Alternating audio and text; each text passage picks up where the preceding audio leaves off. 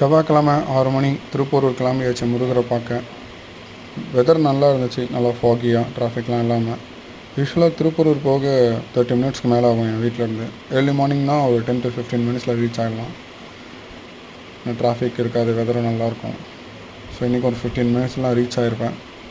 Reach ஆனதும் வண்டியை விட்டுட்டு குளத்தில் கை கால்லாம் கழுவிட்டு அங்கே விநாயகரை கும்பிட்டுட்டு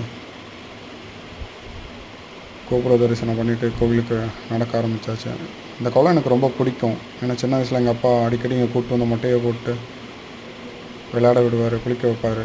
ஸோ அதனால் இந்த குளம் எனக்கு ரொம்ப பிடிக்கும். நான் குளித்த ஒரே கோயில் குளமும் இது தான். நாளைக்கு நியூ இயர்ன்றதில் நல்லா ஆர்கனைஸ் பண்ணியிருந்தாங்க. க்ரௌட்லாம் வந்து போகிறதுக்கு கட்டெல்லாம் கட்டி க்யூலாம் நல்லா ஆர்கனைஸ் பண்ணியிருந்தாங்க. ஸோ நம்ம பொது தரிசனத்தில் போயிட்டு முருகரை பார்த்துட்டு ஒரு அட்டண்டன்ஸை போட்டு அப்புறம் சிதம்பர சுவாமிகள், வன்னிமர விநாயகர், இவங்களாம் என் ஃபேவரெட் இந்த டெம்பிளில். ஸோ அவங்கள நல்லா கும்பிட்டுட்டு கொடிமரத்தில் விழுந்து கும்பிட்டுட்டு முருகான்னு உட்காந்தாச்சு.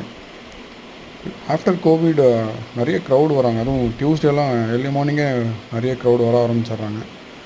அதுவே நீங்கள் வெனஸ்டே, ஃப்ரைடே, சாட்டர்டே, சண்டேலாம் பார்த்திங்கன்னா நல்லாயிருக்கும், யாரும் இருக்க மாட்டாங்க, சூப்பராக வந்து சாமி கும்பிடலாம். இப்போ வெற்றிலை தீபம்லாம் ரொம்ப ஃபேமஸ் ஆகிடுச்சு. மக்கள் வெற்றிலை தீபம்லாம் 6 விளக்கு வச்சு போட்டு முருகரை பயங்கரமாக செலிப்ரேட் பண்ணுறாங்க.